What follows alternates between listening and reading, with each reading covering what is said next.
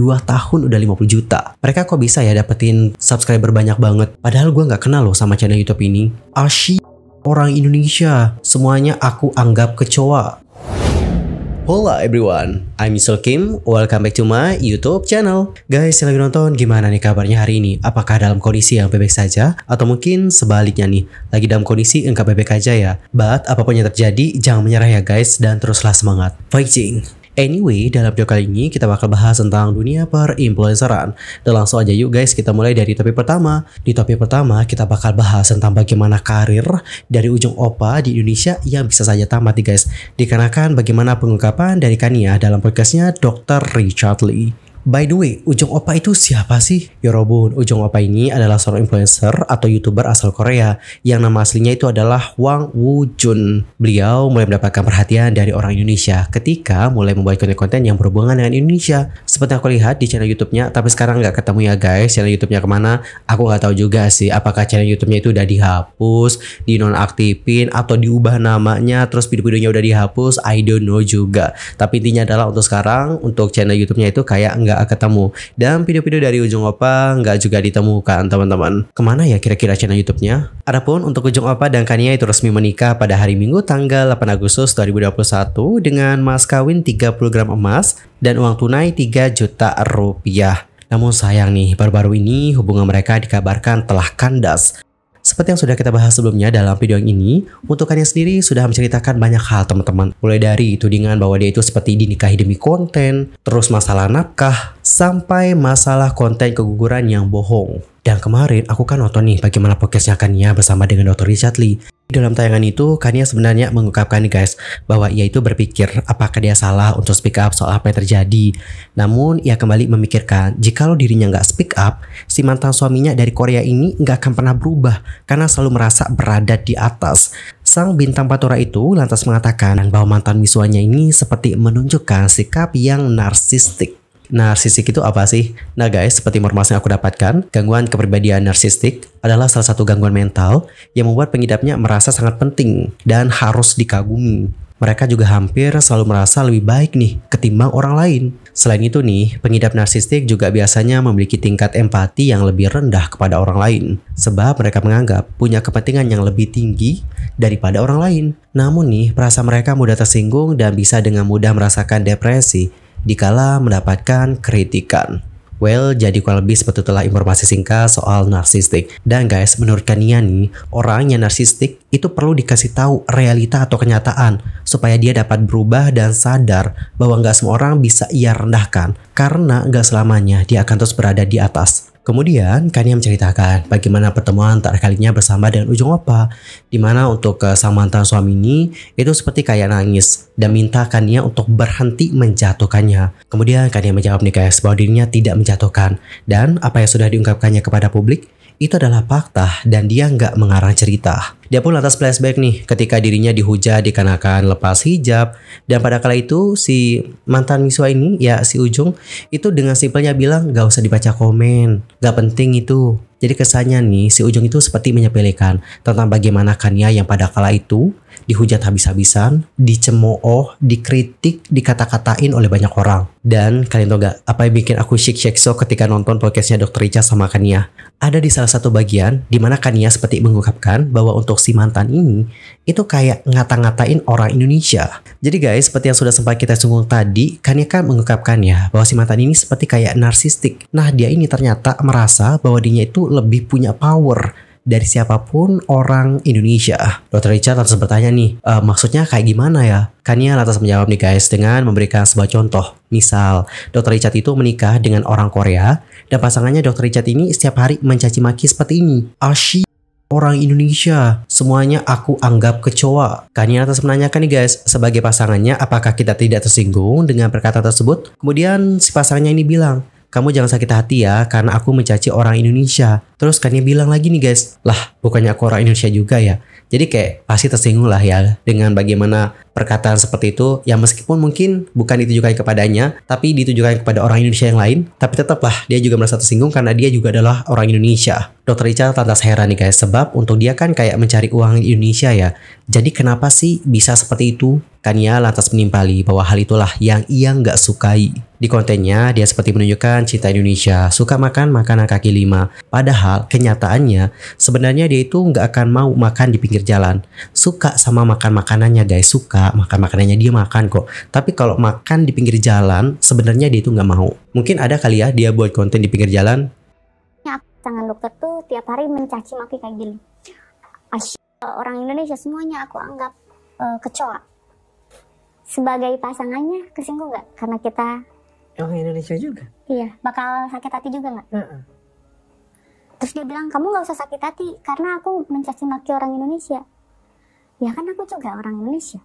Tapi kan dia cari makan di Indonesia.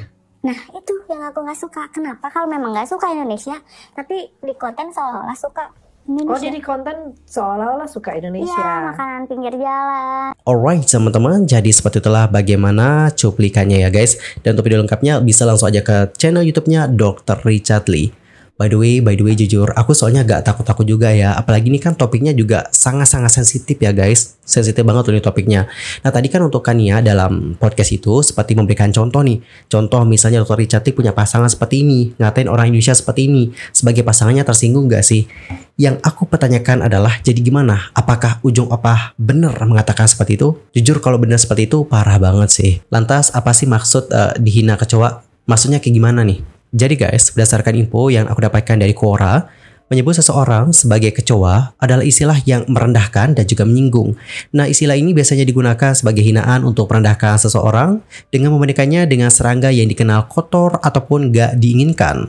Menyebut seseorang sebagai kecoa adalah tidak sopan dan itu dapat menyakitkan. Sehingga penting nih guys untuk menghindari penggunaan bahasa yang merendahkan dan juga memperlakukan orang lain dengan rasa hormat dan kebaikan. So gimana nih? Apakah benar ujung opah mengatakan hal seperti itu? Untuk lebih jelasnya mungkin kita bisa tunggu saja guys bagaimana klarifikasi dari yang bersangkutan. Namun hingga sekarang seperti yang aku lihat untuk ujung opah itu belum memberikan tanggapan apapun ya. Terkali emang sih pernah ngebahas gitu ya kan buat klarifikasi di Instagramnya soal masalah nafkah dan lain sebagainya. Cuma itu aja sih. Untuk masalah-masalah lain, untuk nikah demi konten dan sebagainya itu kayak belum diklarifikasi guys. Dan guys, berikut adalah beberapa komentar-komentar dari netizen akan topik yang satu ini.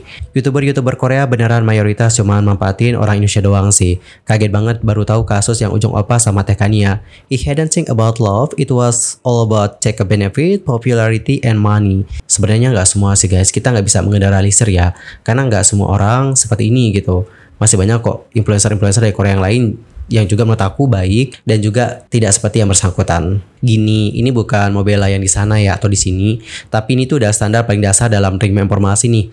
Tolong ya kalau standar paling dasar aja di skip, berarti informasi yang kalian terima cenderung salah.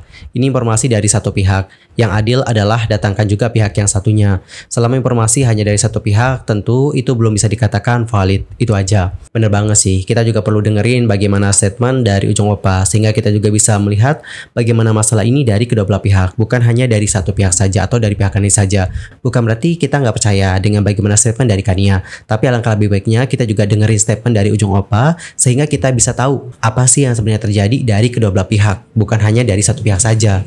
Kania, kamu nggak salah ya karena kamu speak up biar nggak ada korban berikutnya. Orang narsisik itu suka nyalahin orang lain walaupun dirinya sendiri yang salah. Nyuruh-nyuruh dengan merayu, suka bohong, suka melucu dengan merendahkan orang lain, dan suka membanggakan dirinya yang terbaik. Kania, kamu sudah benar kok melakukan seperti ini dan tetap kuat ya. Sisi baiknya dengan kejadian ini kamu menjadi pribadi yang lebih kuat. Karena orang Indonesia itu kebanyakan latah nih sama orang luar negeri, bukan hanya Korea saja ya. Melihat orang luar pada membujah habis-habisan. Itulah kenapa mereka mudah banget nih menjadi target market para turis nggak bermodal. Karena warganya pada FOMO dan over proud. Asalkan ada sesuatu yang menyelipkan Indonesia, disitulah pada viral dan menghasilkan. Makanya banyak yang sengaja bikin konten Indonesia untuk narik viewers orang Indonesia yang lawak pola pikirnya. Bahkan untuk masalah yang over proud ini juga ya sebenarnya kayak cukup pro kontra juga sih.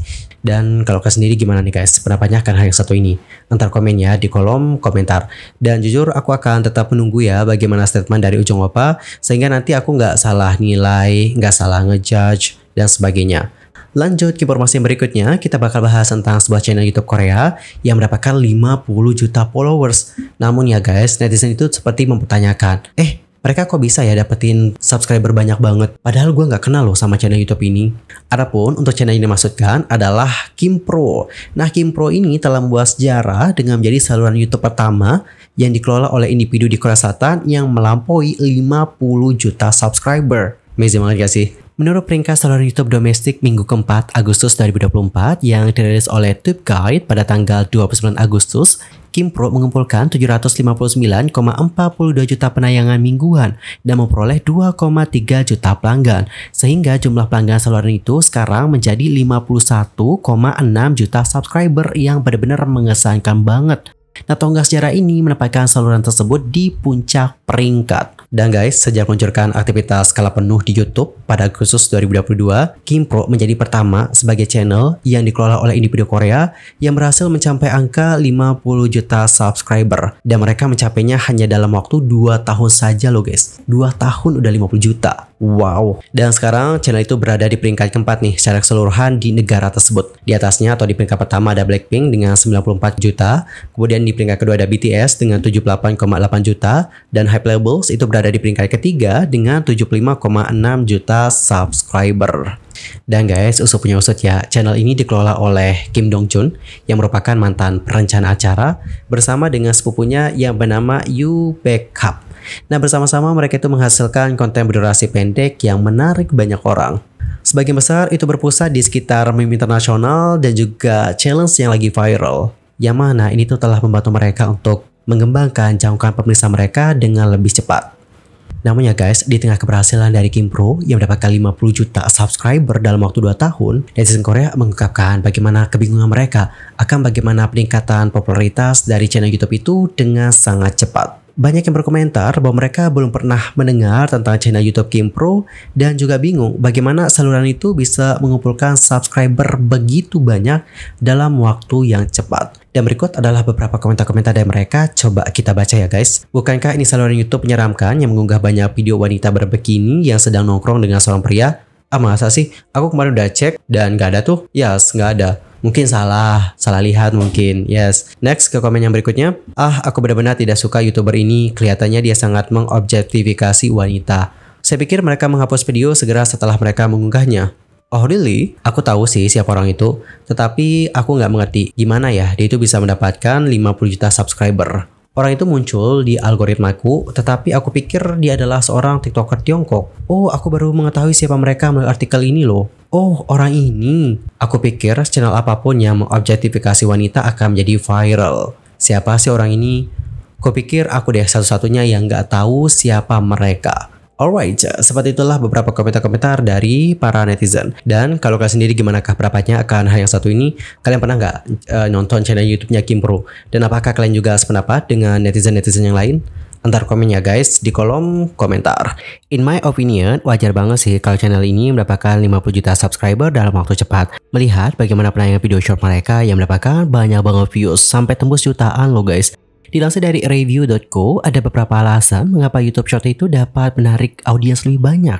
Yang pertama, durasi YouTube Short itu lebih singkat guys. Kebanyakan orang bermain sosmed dengan melakukan scrolling secara singkat sebelum menemukan konten menarik. Jadi durasi singkat dapat mempertahankan perhatian audiens sekaligus menambah jumlah engagement secara cepat sebelum akhirnya mereka beralih ke konten lain. Selain itu, konten short juga dapat ditampilkan pada berbagai laman YouTube. Orang-orang bisa menonton konten YouTube Short langsung dari tab Short di aplikasi YouTube atau di halaman beranda. Ditambah lagi untuk saat ini, YouTube seringkali menampilkan rekomendasi video YouTube Short. Selain itu, sebagian besar audiens YouTube menonton dari smartphone. YouTube Short adalah fitur mobile yang sangat efektif untuk mendapatkan audiens dibandingkan video YouTube biasa. So, tidak mengherankan sih jika mereka mendapatkan banyak banget subscriber dan juga views. Sementara itu, mengenai komentar-komentar dari netizen Korea yang menyebutkan bahwa konten dari channel YouTube tersebut seperti mengobjektifikasi wanita, itu balik lagi ya guys ke cara pandang dari penonton. Pasti ada alasan kenapa mereka berkomentar dan beranggapan seperti itu. Anyway, cukup sekian aja ya guys untuk hari ini, dan kita akan jumpa lagi di video berikutnya dengan informasi terbarunya. I'm Sulki Mame, dan aku mohon maaf ya kalau ada kesalahan, baik itu dalam ucapan, sikap, tindakan, dan mungkin ada kesalahan informasi, mohon koreksinya ya guys. Sampai jumpa semuanya dan selamat beraktivitas. Goodbye everyone and bye-bye.